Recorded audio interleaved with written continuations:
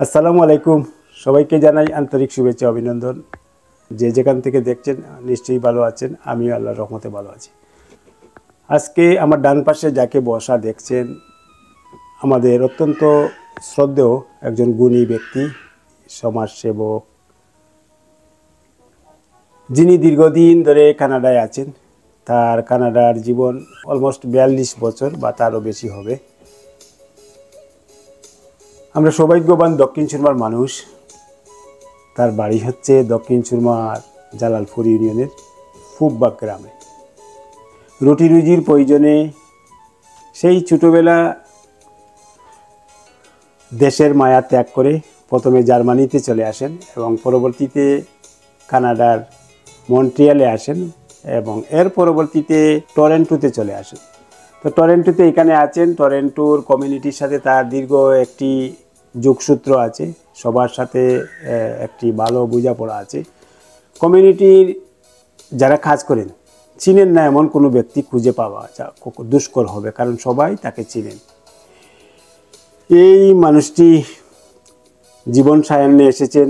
বয়সের বারে কিছুটা শারীরিক দুর্বলতাও কাজ করছে। তারপরেও কমিউনিটির যে সময় যে প্রোগ্রাম বা যে সময় যে অনুষ্ঠান শোনেন ছুটে যান সেখানে। এই অবস্থায় তিনি সুযোগ্য একজন পিতা, তার 3টি ছেলে। তিনি বিয়েও করেছেন সম্ভ্রান্ত পরিবারে আমাদের দক্ষিণ সুরমা উপজেলার দাউদপুর ইউনিয়নে। তো আমরা সবই শুনবো তার কাছ থেকে।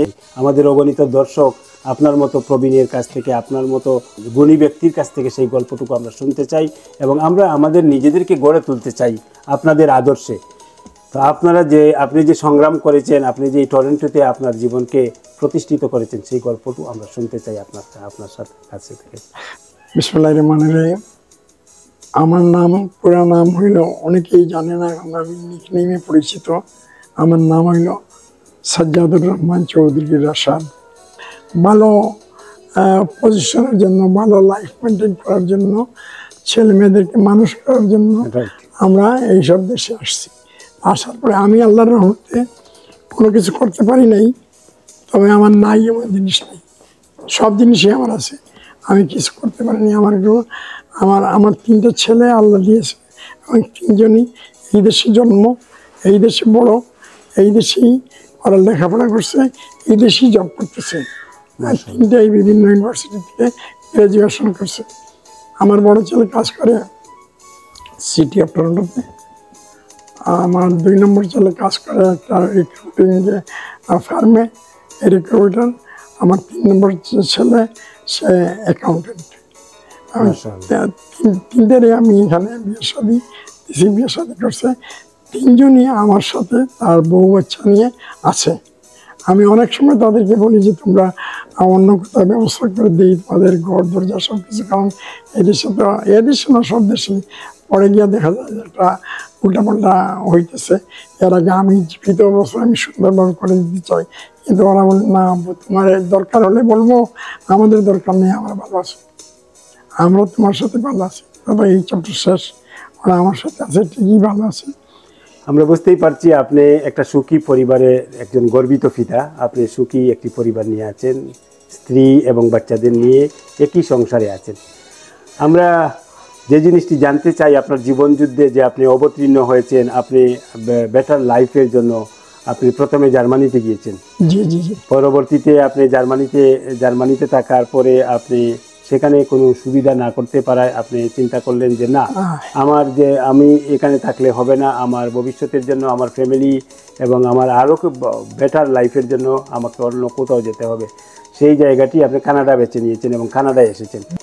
আমি এদেশে আসি 1983-তে।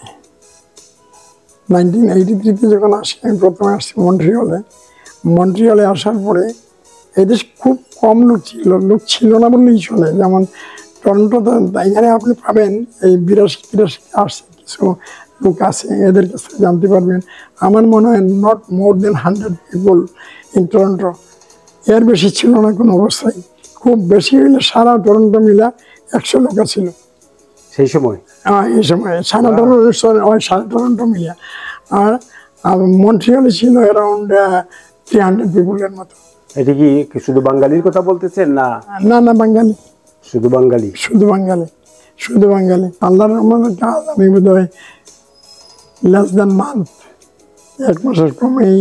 তো সেই সময় 1988 সালে কাজ পাওয়া, 1983-তে, এই সময় তো এই দেশগুলো এমন ভাবে গঠন হয়নি, এমন ভাবে ঘটনা হয়নি, আমাদেরকে তারা চিনেও না, জানেও না। আমরা বাড়ি কই ঘর কই শিবা সুরত চেহারা কিছুই জানে না। আমাদের দেখলেই কাজ থাকতেও বলতাম আপনার যে চেহারা, যে হাঁটা, যে চলা, এগুলো আমাদের চলাফেরা এইসব দেখে মনে হয় এদের কাজ পারবি না, না আমার কাজ নেই। আপনি মন্ট্রিয়ালে এসে ওয়ার্ক পারমিটও পেয়ে গেলেন, ওয়ার্ক পারমিট, তারপরে আস্তে আস্তে কাজও পেলেন।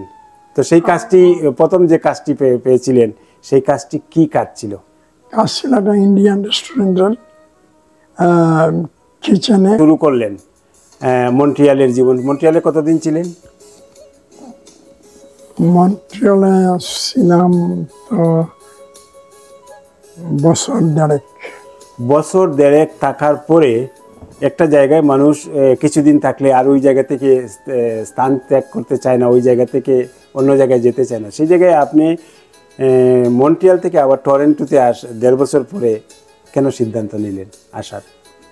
ওইখানে আসলে আমাদের তো বিগ প্রবলেম ছিল ল্যাঙ্গুয়েজ। তো আমরা যে ফ্রেঞ্চ ল্যাঙ্গুয়েজ, মন্ট্রিয়ালে ফ্রেঞ্চ ল্যাঙ্গুয়েজ, আমরা তো মুঠেই কোনো কিছু, আর অনীহা যে জিনিসের উপরে শিখতে আপনার খুব কষ্ট হয়, লেট হয়, সময় লাগে।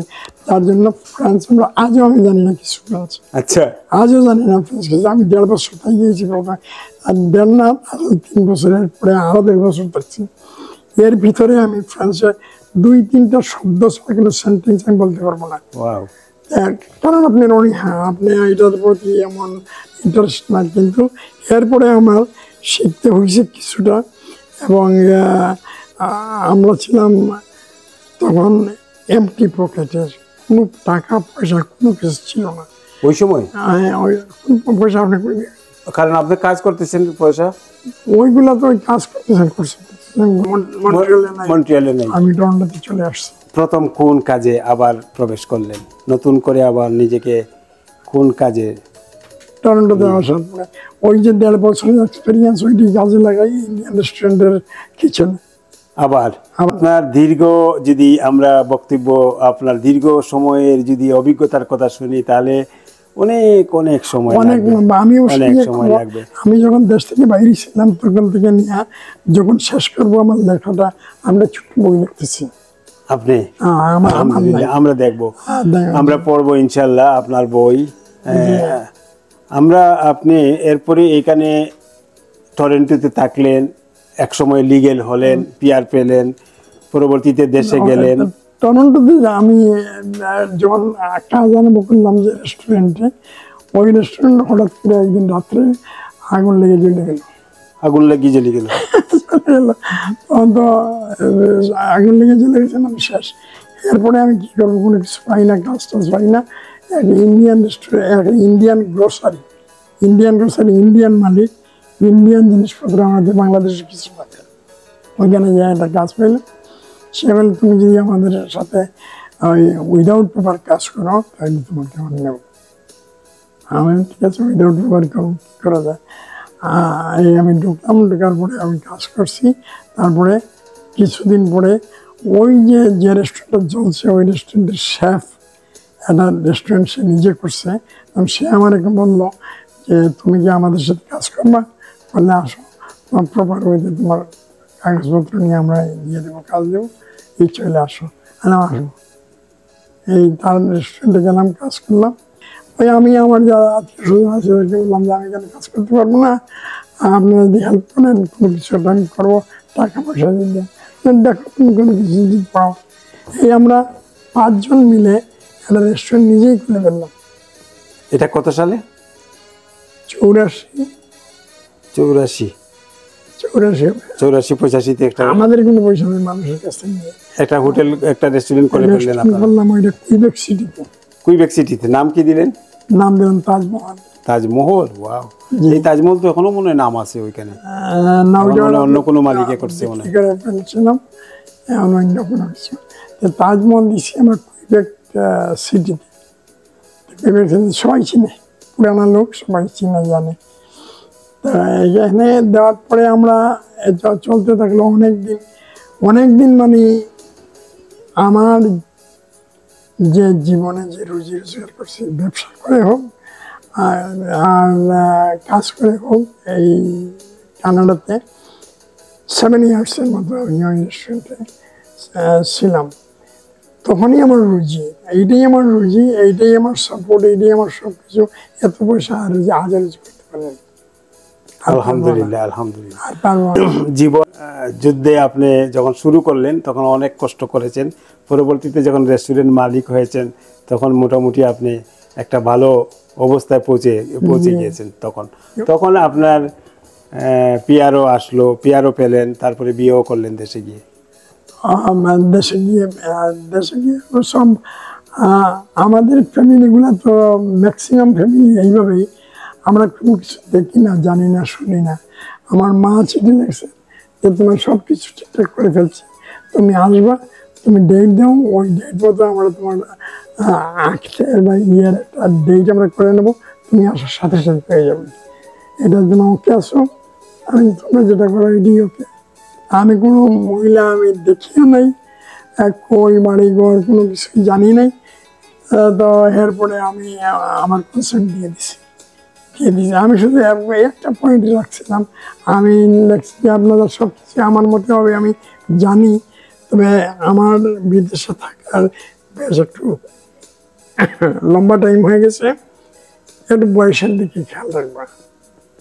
আমার মায়ের কাছে লিখলাম যে আমার বয়স কত, আমি তোমার বুড়া, তুমি জানো, আর ওই বয়সের দিকে খেয়াল রেখে তোমরা একটা এটুকু বেশি বয়সে মিন করছি আমি।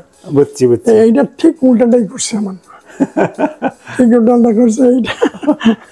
আমি যেটা বলছিলাম তার উল্টাটা। বুঝছি। আমরা হ্যাপি, আমরা হ্যাপি। আমার 3টা ছেলে আছে, আলহামদুলিল্লাহ। 3টা ছেলেরা ভেরি হ্যাপি। আমরা আপনি টরন্টোতে আছেন দীর্ঘদিন ধরে, টরন্টোর কমিউনিটির সাথে আপনার একটা অঙ্গাঙ্গী সম্পর্ক, কমিউনিটির সাথে দীর্ঘদিন আপনি ছিলেন আমি জানি জালালাবাদ অ্যাসোসিয়েশনের সাথে। তো সেই যে আপনি ছিলেন, সেই গল্পটি আমরা জানতে চাই, কিভাবে আপনি কমিউনিটির সাথে অন্তর্ভুক্ত হলেন। এর আগে তো ব্যবসা বাণিজ্য করলেন, নিজের যুদ্ধে সংগ্রামে আপনি নিজেকে প্রতিষ্ঠিত করার চেষ্টা করলেন। কখন গিয়ে কমিউনিটির সাথে আপনি কমিউনিটিকে আরও বিল্ড আপ করা, কমিউনিটিকে আরও সামনের দিকে নিয়ে যাওয়া, সেই লক্ষ্যে কখন গিয়ে নিজেকে জড়িয়ে ফেললেন কমিউনিটির সাথে? আমি যখন মন্ট্রিয়াল থেকে টরন্টোতে চলে আসি পরে আমি চিন্তা করছি আর ফিরে যাব না, আমি টরন্টোতেই থাকবো, এবং টরন্টোতে আপনার ল্যাঙ্গুয়েজ প্রবলেমও নাই, কিছুও নাই, এবং আমার একটা বাচ্চা কুইবেকে জন্ম হয়েছে, বড়টা, তারা নিয়ে আসবো। আর এখানে আসছি আমি 2 নম্বর ছেলের বয়স ছিল তখন 2 মাস, মন্ট্রিয়াল থেকে যখন আসি, আর 3 নম্বরটা তো নাই তখন। এইভাবে আসার পরে এখানে আমাদের সিলেট কমিউনিটি, সরি আমার কথাগুলো কোনো অসুবিধা হচ্ছে না, কোনো অসুবিধা হচ্ছে না। আমরা যখন দর্শক আপনারা, আমরা আন্তরিকভাবে দুঃখিত। তিনি আমাদের কমিউনিটির অত্যন্ত একজন শ্রদ্ধেয় ব্যক্তি। তিনি তার কথা শুরুতেই বলেছেন, আপনারা বুঝতেই পারছেন তার কণ্ঠে বা কথার মধ্যে একটু সাউন্ড একটু কম হচ্ছে, হয়তোবা আপনারা একটু কষ্ট করে তার কথাগুলো শুনবেন, কারণ তিনি আমাদের কমিউনিটির একজন প্রবীণ মুরব্বী এবং কমিউনিটির অত্যন্ত একজন মূল্যবান একজন মানুষ, যিনি নিজের জীবনকে কিভাবে গড়ে তুলেছেন। আজকের মূলত ভিডিওটি করা বা তার সাথে কথা বলা, তার জীবনের কাহিনী শোনা, এবং সেখান থেকে যদি আমরা কিছু শিখতে পারি, জানতে পারি এবং আমাদের জীবনে প্রয়োজনে কাজে লাগাতে পারি। বিশেষ করে আমরা যারা মন্ট্রিয়ালে আছি, কানাডায় আছি, বা কানাডার বিভিন্ন প্রভিন্সে যারা আছি, যারা বাংলা ভাষাভাষী আছেন, যারা কথাগুলো শুনবেন, কিভাবে নিজেকে গড়ে তুলবেন, কিভাবে নিজের সংগ্রাম করে নিজেকে একটা পর্যায়ে নিয়ে যাবেন, তারই গল্প আমরা আজকে শুনছি। তো চলুন আমরা আজকে আবারও আপনার গল্প শুনি, আপনি কমিউনিটির সাথে কীভাবে যুক্ত হলেন। আমাদের যে কমিউনিটি, একটা জালালাবাদ অ্যাসোসিয়েশন অফ টরন্টো, যেটি একটি বড় একটি সংগঠন, সারা পৃথিবীর সব জায়গায় এই সংগঠনের বিস্তৃতি আছে সারা পৃথিবীতে, সিলেটিতে। তো সেই সংগঠনের সাথে আপনি কিভাবে জড়িয়ে পড়লেন? আপনার কেনই বা তাগিদ কাজ করলো যে কমিউনিটির জন্য কাজ করব? আমি যখন মন্ট্রিয়াল থেকে টরন্টো আসি, আসার কিছুদিনের ভিতরে আমাদের সিলেট কমিউনিটির লোক সব জায়গায় আছে, শুধু আসে না, বেশি বেশি আছে। এবং ম্যাক্সিমাম আমি বললে নিজের কথা হয়ে যায়, কিন্তু আসলে রিয়েলিটি এটা যে আমরা একে অন্যের উপকারের জন্য ব্যস্ত থাকি এবং করিও ইনশাল্লাহ। এই হিসাবে আমরা সব আগাইতেছি। যার কারণে এখানে আসার পরে সিলেটি কমিউনিটির যে আপনার মনে করেন 40-50 জন লোক ছিল টরন্টোতে, এরা অনেকেই খবর পাইছে যে একজন লোক মন্ট্রিয়াল থেকে আসছে, আমাদের সিলেটের অনেকেই দেখা করতে আসছে। এখান সিলেট কমিউনিটির যারা ছিলেন এখানে, এর মধ্যে আপনারা ম্যাক্সিমাম লোকই চিনবেন মুরাদ খন্দকার।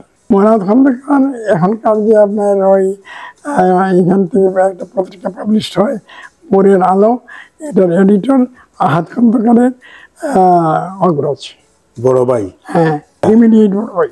আচ্ছা আচ্ছা, মুরাদ খন্দকার তখন কমিউনিটির নেতা ছিলেন, কমিউনিটির জন্য তিনি একজন ওয়েল নোন মানুষ ছিলেন। মুরাদ খন্দকারই সব কিছু ছিলেন, সিলেটের কোনো লোক বেশি ছিল না এবং কেউ এগুলো তো আগাইত না।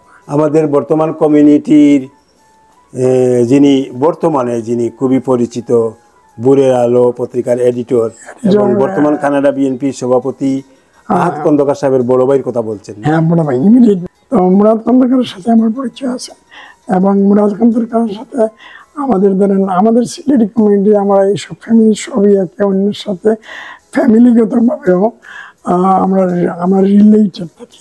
তো মুরাদ খন্দকারের সাথে আহাদ খন্দকারের সাথে আমার ঘনিষ্ঠ রিলেশন না হইলেও ওনারা আমার রিলেটিভ। মুরাদ খন্দকার, হ্যাঁ, মুরাদ খন্দকার আপনার সাথে দেখা করলেন? হ্যাঁ, দেখা করলেন। এক কমপ্লেক্সই থাকতাম আমরা, যেমন মেসি স্কোয়ার। মুরাদ খন্দকার থাকতেন 3 নম্বর মেসিতে, আমি থাকলাম 1 নম্বর মেসিতে। এখানে আমরা পাশাপাশি ওয়ার্কিং। তো 3-4 দিন যাওয়ার পরে মুরাদ খন্দকার আমাকে একদিন টেলিফোন নম্বর নিয়ে নিয়েছিলেন। টেলিফোন করলেন যে ভাই, আপনার সাথে আমার ছোটো মুরাদ খন্দকার, বয়স অনেক ছোটো। তো মুরাদ খন্দকার বললেন যে ভাই, আমি আপনার সাথে একটু একা দেখা করতে চাই। আর আমি কোনো অসুবিধা গেছে একা দেখা করে, কী বলবেন উনি বলেন।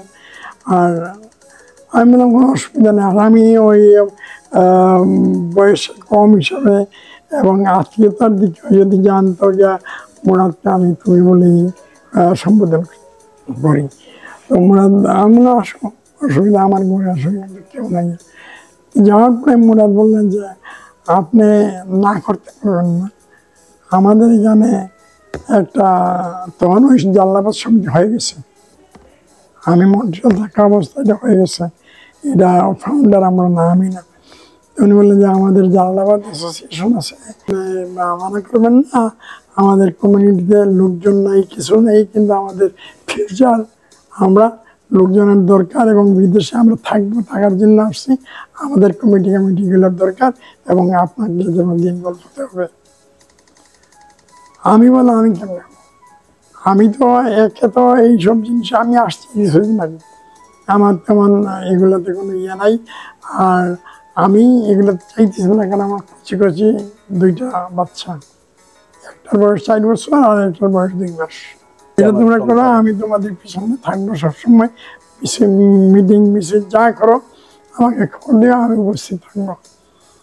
এই মুরাদ সালটা কত ছিল অনুমান করে একটু বলতে পারবেন? 84-85 হবে বোধ হয়, 84-85 হবে। তো ওনারা বললেন আচ্ছা ঠিক আছে, এইভাবে থাকে। ওনাদের কথা হইলো আস্তে আস্তে নিয়ে আর ঢুকিয়ে দিলে পরে আর হিসাবে। এরপর আমি ঢুকছি। তো কিছুদিন পরে মুরাদ আমার বললেন যে আপনার মধ্যে একটা ছোটখাটো পজিশনে আসতে হবে, এমনি হয় না। আস্তে আস্তে দায়িত্ব আপনাকে বুঝিয়ে দেওয়া হচ্ছে। এরপরে বাধ্য হইলাম, ঠিক আছে। কিছুদিন পরে আমাদের তখনকার জালালাবাদ অ্যাসোসিয়েশনের সভাপতি ছিলেন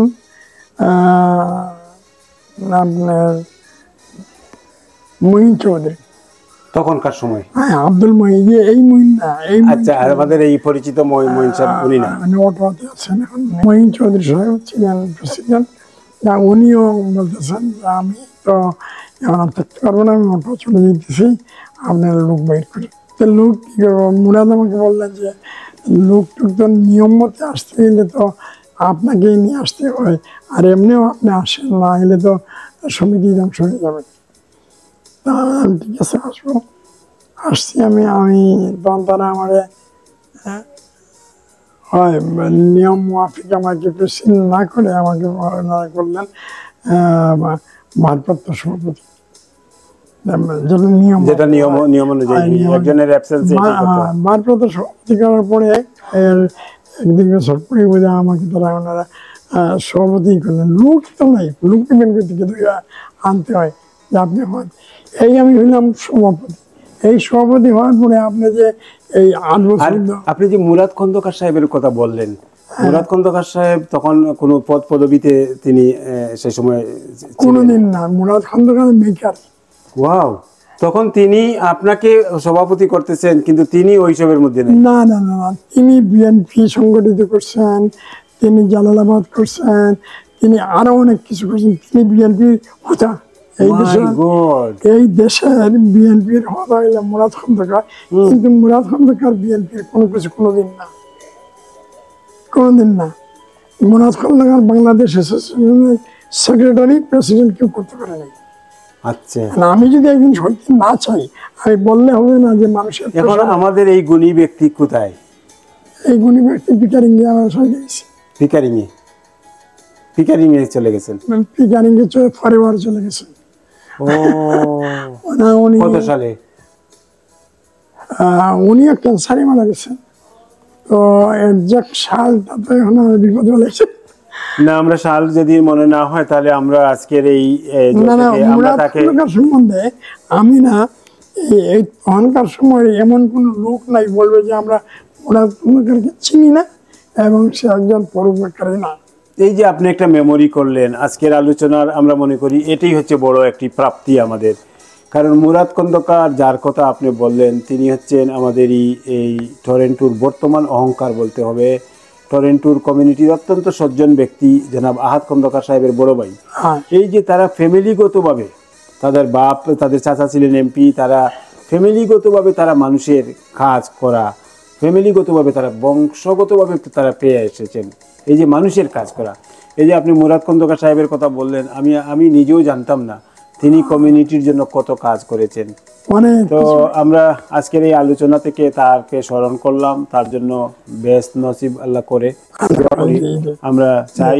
এবং কমিউনিটির যারা শুনবেন সকলে দোয়া করবেন, কারণ এই কমিউনিটিকে আজকের এই পর্যায়ে নিয়ে আসা এই মুরাদ খন্দকারের অবদান অনেক অনেক বেশি, অনস্বীকার্য। তা আমরা মুরাদ খন্দকার সাহেবের আল্লাহ জান্নাতুল ফেরদৌস করুক, আল্লাহ তাকে বেস্ট নসিব করুক, এটাই দোয়া করি। আমরা সামনের দিকে যাই। আপনি এরপরে ভারপ্রাপ্ত হলেন, এরপরে পরবর্তীতে সকলের মতামতের ভিত্তিতে প্রেসিডেন্ট হলেন। এই পর্যায়ে আপনি কত বছর দায়িত্ব পরিচালনা করেছেন জালালাবাদ অ্যাসোসিয়েশনে? আচ্ছা, ওই আমি আসলে সব সন্টন ঠিক করে বলতে পারবো না। এখন হচ্ছে কি, আমার ওই যে ক্যান্সারের পরে এখন কোনো ইন্টারভিউ দিতে হলে আপনার আমি একটা আনমাইন্ডফুল হয়ে যাই অনেক সময়। আগে পিছনটা আগে কোনো অসুবিধা নাই, কিন্তু মেইন পয়েন্ট আমার কাছে থাকে। মোটামুটি 10-12 বছর ছিলেন আপনি? আমি জি জি জি জি 10 to 12। আমরা আলোচনার শেষ পর্যায়ে আসতে চাচ্ছি, কারণ আমরা দীর্ঘক্ষণ আপনার সাথে কথা বললাম এবং আপনার পুরো গল্প, আপনার জীবনের গল্প আমরা শুনলাম। আপনার জার্মানিতে আসা, জার্মানি থেকে কানাডার মন্ট্রিয়ালে, তারপরে টরেন্টোতে আপনি কমিউনিটির কাজ করেছেন, এখনও করছেন। আপনি এই বয়সেও বিভিন্ন প্রোগ্রামে যান, বিভিন্ন অনুষ্ঠান শুনলে সেখানে ছুটে যান। আমি দেখেছি আপনার ব্যান্ডগার্ড হিসেবে আপনার ছেলেরা আপনার সাথে যায়, এটি বিরল। এই বয়সে ছেলেরা ব্যান্ডগার্ড হিসেবে পাশে পাওয়া খুব কম মা বাপেরই সৌভাগ্যে ঘটে। আপনার সৌভাগ্যে সেটি আমি দেখেছি, আপনার ছেলেরা আপনার পাশে থাকে, ছেলেরা যায়। তা আমার শেষের দিকে যে আরেকটি প্রশ্ন আপনার কাছে, সেটা হচ্ছে আপনার এই সময়ে এসে আপনি জীবনে অনেক কষ্ট করেছেন, অনেক সংগ্রাম করে আপনি আজকে প্রতিষ্ঠিত হয়েছেন, বাড়ি গাড়ির মালিক হয়েছেন, আপনার 3টি সূর্য সন্তান আপনার আছে। আপনার 3জন সন্তান, 3জনই আপনি দেশের ইউনিভার্সিটি থেকে গ্র্যাজুয়েশন তারা কমপ্লিট করেছে এবং এদেশে বড় বড় লেভেলে তারা কাজ করছে, চাকরি করছে। তা আপনি বর্তমানে তাদের সাথেই আছেন না আলাদা বাসায় আছেন? তাদের সাথে ঠিক আছি, তাদের সাথে না বলে এইভাবে আমি বলবো যে আমার সাথে তারা আছে।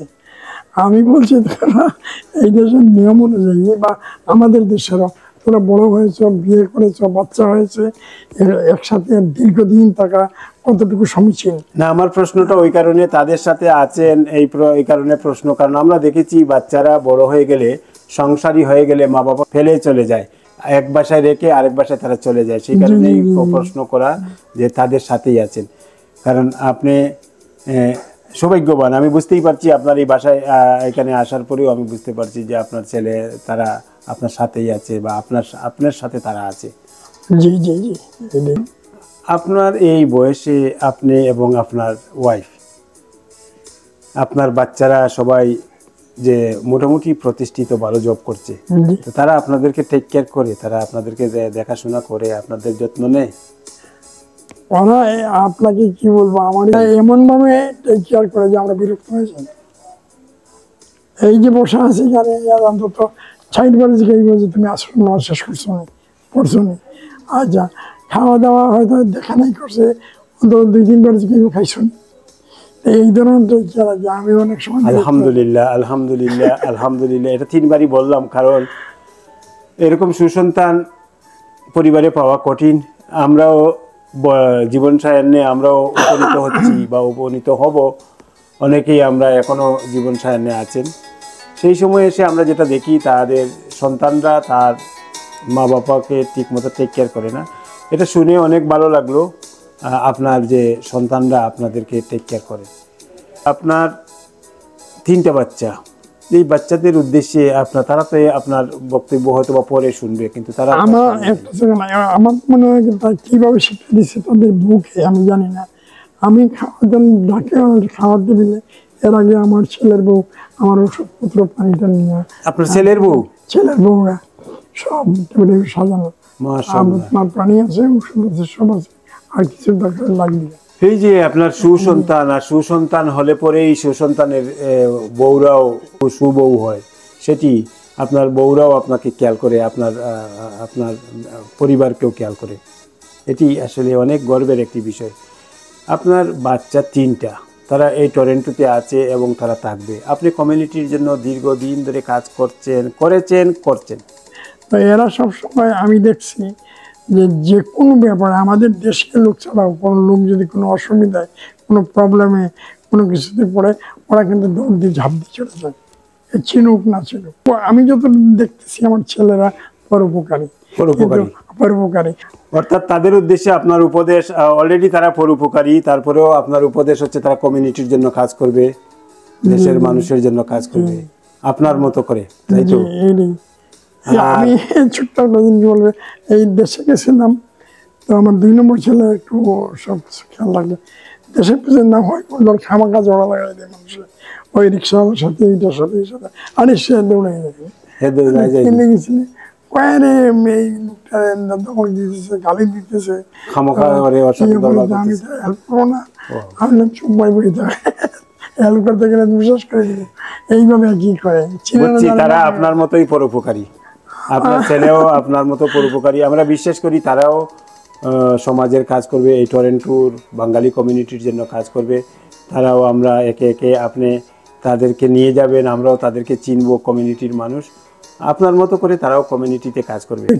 আরেকটা জিনিস আছে যেটা ওইটা একটা থাকতে হয় ঠিক মতো থাকে, ওরা কিন্তু সবসময় কোথায় কোন জায়গায় মানুষ অসুবিধা আছে, গরিব অবস্থায় আছে, টাকা পয়সা নাই, কোনো কিছু নাই, ওখানে হেল্প করা যেটুকু পারে তাদের, বেশি কিছু নাই। এই যে মনে করেন শুক্রবারে জামাতে যাই, আমি তো খেয়াল রাখি, আমার ধরিয়ে নিয়ে যায়, আবার ধরে নিয়ে আসে। এই সময়ে তারা মসজিদে প্রথমে তো আর আমি দেই না, কার্ড দিয়ে দিয়ে দেয়। এমন কোনো ওয়াক্ত জুমান নাই যে মানে আমার ছেলেরা ছেলেরা তিনটাই আলাদা আলাদা যে কার্ড দিয়ে পয়সা দিতেছে না মসজিদে। মসজিদে দান করতেছে। এরপরে আপনার ওই যারা গরিব মানুষ আছে এদেরকেও সব কিছু, এই যে জাকাত মাকাত, এই যে তাদের রক্তের মধ্যে আপনার রক্ত, তাদের রক্তের মধ্যে তার মামার বাড়ির রক্ত। তার মামা হচ্ছেন সুযোগ্য MP দাউদপুর ইউনিয়নের সাবেক চেয়ারম্যান কচি চৌধুরী, এবং তার আরেক মামা হচ্ছেন শফি চৌধুরী এমপি। তাদের মামা, তাদের বাগনা, তাদের রক্ত প্রবাহিত এখানে। তারা সমাজের কাজ করেছেন, তার মামা, আপনি নিজে করেছেন, সুতরাং তারা এটা করবেই। এটা বংশানুক্রমে তাদের মধ্যে এটি প্রবাহিত হচ্ছে, তারা এটা করবে। আমার যে প্রশ্নটি আপনার কাছে, যে তাদের উদ্দেশ্যে আপনার লাস্ট বক্তব্য কি, তারা জীবন কিভাবে পরিচালিত করবে, আপনার তাদের উপদেশ, তাদের কি আপনি উপদেশ দিবেন? যেহেতু তারা ক্যামেরার সামনে নাই, তারা পরে শুনবে যে আমার বাবা এই কথাগুলো বলে গেছে। আজকে তারা এক মিলিয়ে চলছে, তো আপনি সেই এক মিলিয়ে চলার ক্ষেত্রে আপনার উপদেশ, বড় ভাইকে কিভাবে তারা মানবে, বা ছোটরা কিভাবে বড়কে মেনে চলবে, সেই ক্ষেত্রে